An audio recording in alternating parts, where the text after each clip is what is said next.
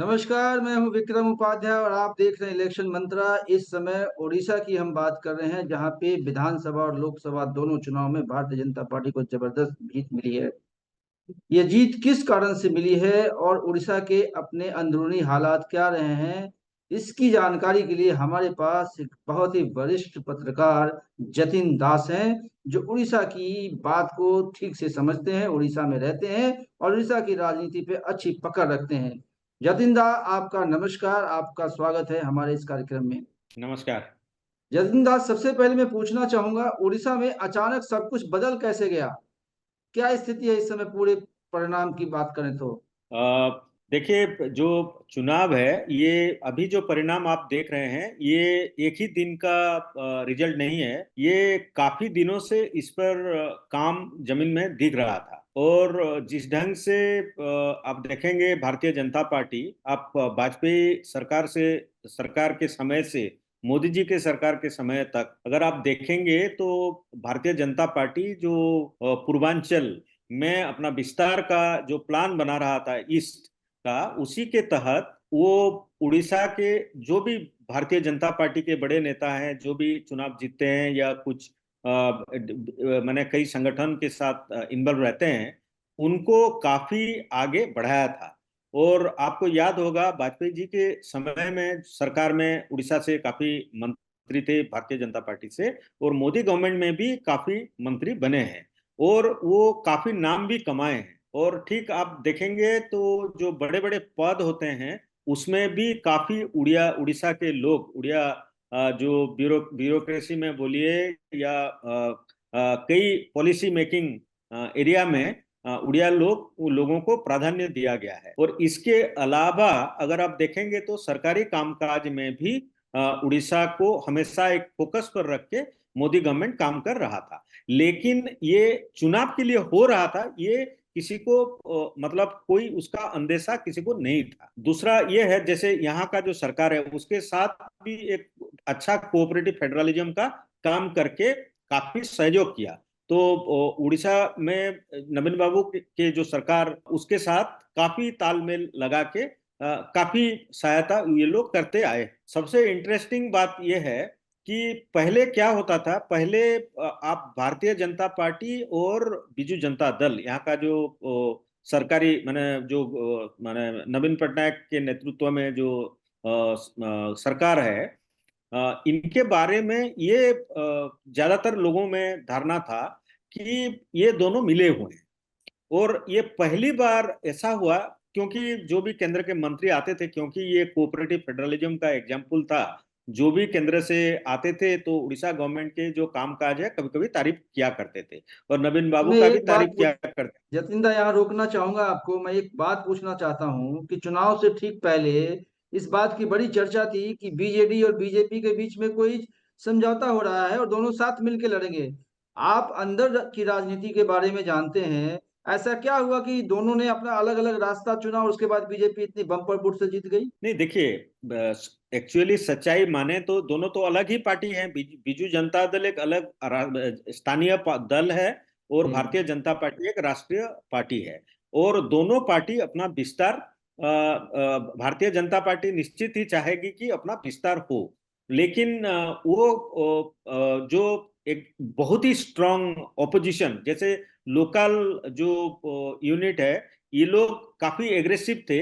लेकिन जब केंद्र सरकार इस पर, मैंने सरकार के हिसाब से केंद्र सरकार डील कर रहा था यहाँ के राज्य सरकार से, तो इसमें क्या हुआ, बीजेपी के लीडर्स को एहसास हुआ, जमीन को वो परखे और देखे कि ये वक्त है, मतलब सब एक पेज में आके लोगों को बताने का, क्योंकि लोगों के भीतर बहुत भ्रांत धारणा है इसको लेकर तैयार हुई। और इसको एहसास करने के बाद जब भारतीय जनता पार्टी अपने ही माने बलबूते पर फोकस किया राज्य को, और एहसास दिलवाया लोगों को कि भारतीय जनता पार्टी खुद राज्य में भी सरकार बनाना चाहता है, तो यहाँ देखिए ओपोजिशन स्पेस उतना स्ट्रांग नहीं था। भारतीय जनता पार्टी ओपोजिशन में थी, लेकिन उनका जो संख्या है रूलिंग पार्टी के हिसाब से बहुत ज्यादा नहीं था, बहुत स्ट्रांग अपोजिशन नहीं था। और कांग्रेस यहाँ था ही नहीं, बहुत कम संख्या में कांग्रेस का मेंबर्स थे विधानसभा में।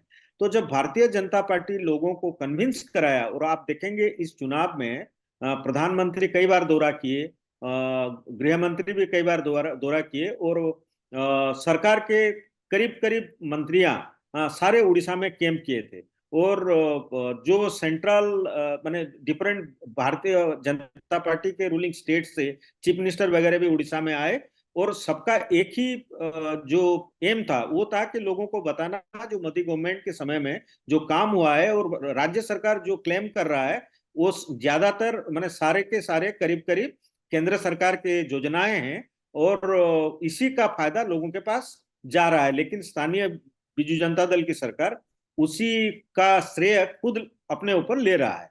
तो ये जब ये लोग कन्विंस करवाने लगे और लोगों के पास गए, तो जो एंटी इनकम्बेंसी था वो धीरे धीरे धीरे धीरे भारतीय जनता पार्टी की तरफ ढलना शुरू हुआ।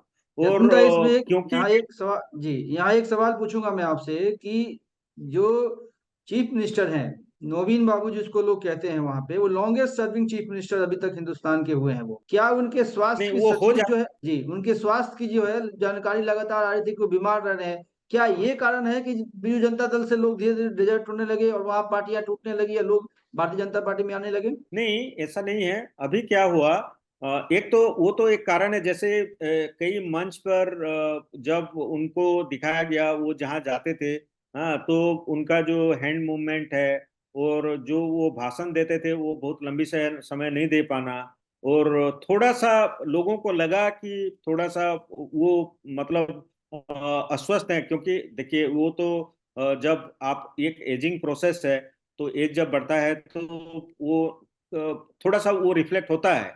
लेकिन क्या हुआ, बीजू जनता दल के जो पांडियन हैं, वो जो एक ब्यूरोक्रेट जो बीजू जनता दल में अपना नौकरी छोड़ के आए हैं, वो ही हर जगह दिखने लगे, और वो नवीन बाबू के साथ भी दिखने लगे, और पब्लिक प्लेटफॉर्म में भी वो बीजेडी का लीडरशिप लेके वो चारों तरफ घूमने लगे।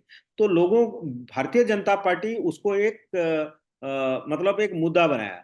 दूसरा है ये जो जगन्नाथ मंदिर का जो की इशू, उसको भी भारतीय जनता पार्टी ने एक मुद्दा बनाया, और उड़िया अस्मिता को इन्वोक किया।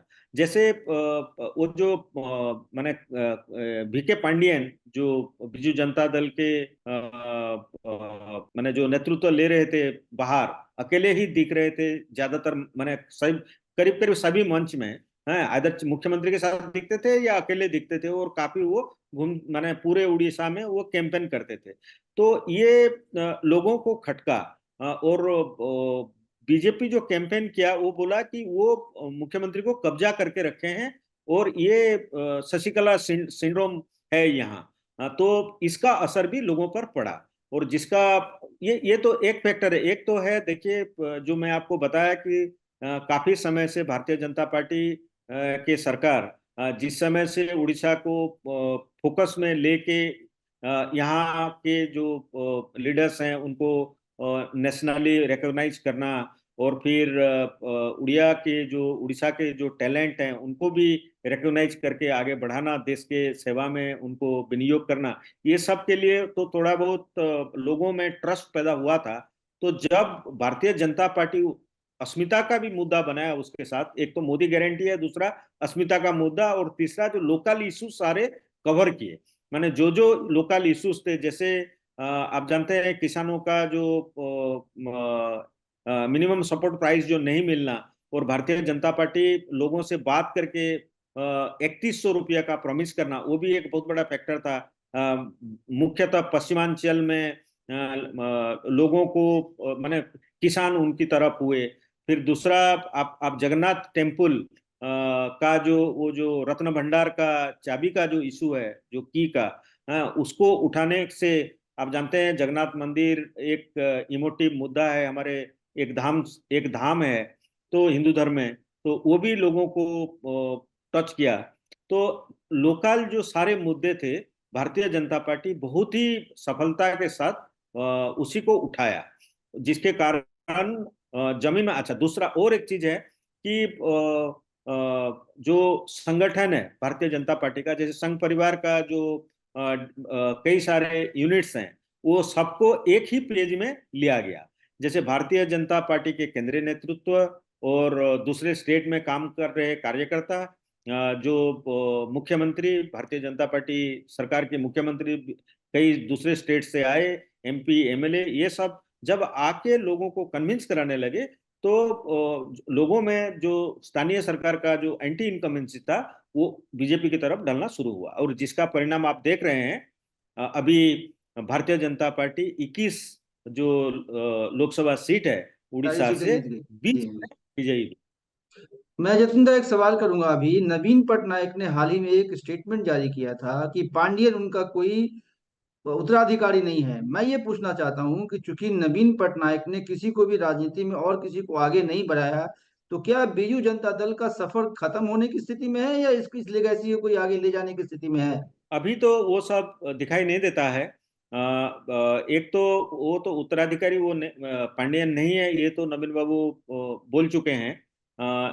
अभी देखना है कि जो लीडर ऑफ ऑपोजिशन, अभी तो मुख्य विरोधी दल के सीट लेगा बीजू जनता दल, तो वहाँ वो मुख्यमंत्री नवीन पटनायक जो हैं वो अभी विरोधी दल के नेता बनते हैं कि नहीं, बीजेडी उनको चुनता है कि नहीं, या वो खुद सामने आते हैं कि नहीं, ये देखना पड़ेगा। दूसरा, अगर वो नहीं आते हैं तो कौन आता है ये भी देखना पड़ेगा। पांडियन तो कहीं से विधानसभा के चुनाव लड़े नहीं है, तो वो पार्टी अभी क्या होने वाला है, उसका नेतृत्व कौन लेने वाला है, और वो पार्टी की क्या हालत हालत होने वाला है, ये धीरे धीरे पता चलेगा। पूरे देश में जो प्रदर्शन हुआ है भारतीय जनता पार्टी का, वो बिलो द पार बोलते हैं कि ये जो एक्सपेक्टेशंस के खिलाफ हुआ है। लोग कहते हैं मोदी का चेहरा नहीं चला इस बार, लेकिन आप गुजरात उसकी उड़ीसा की बात करें तो 100% लगता है कि मोदी का चेहरा चला है। वहां परिणाम बता रहे हैं कि मोदी ने जो चाहा वहां हुआ है। उड़ीसा के लोगों में मोदी को लेकर क्या भावनाएं हैं? इसीलिए मैं आपको पहले से बता रहा था कि भारतीय जनता पार्टी का जो बहुत दिन से किया गया कार्यक्रम, जैसे आप देखिए भारत सरकार का जो कई सारे योजनाएं हैं और कई सारे कैंपेन जो किया गया, जैसे विकसित भारत का कैंपेन पूरे उड़ीसा भर में किया गया, तो ये चुनाव के समय ही नहीं, इससे काफी पहले किया गया। तो वो सब के जरिए मोदी जी ने लोगों के साथ कनेक्ट करने का काम किया। और जो मैं बताया कि उड़ीसा को फोकस में लाना और उड़ीसा के जो लीडर्स हैं उनको सरकार में बहुत अच्छी तरह भागीदारी देना, ये सब का इम्पैक्ट लोगों पर था, और लोगों को ट्रस्ट हुआ, और इसी ट्रस्ट के कारण लोग भाजपा की तरफ आ गए। जतिन दा, जब भारतीय जनता पार्टी अब पूरी तरह से वहां उड़ीसा की सत्ता में आ गई है और जो पिछले 20-25 साल में नवीन बाबू ने जो काम किया है, तो भारतीय जनता पार्टी की बहुत सारी चुनौतियां भी होंगी। तो इस समय आप क्या देख रहे हैं कि जब नई सरकार बनेगी तो उसके सामने पहली चुनौती या 10 बड़ी चुनौतियां क्या होने वाली हैं? एक तो एक प्रमुख चुनौती ये है कि जो जॉब क्रिएशन, मतलब लोगों को रोजगार देना, ये एक बहुत बड़ा चुनौती है। अगर आप देखेंगे तो पिछले दिनों जो एक बहुत बड़ा यहाँ मुद्दा रहा चुनाव में भी, प्रधानमंत्री मोदी जी ने भी आप सुने होंगे, एक भाषण में कहा था कि गुजरात में सिर्फ नमक है, फिर भी गुजरात विकसित है।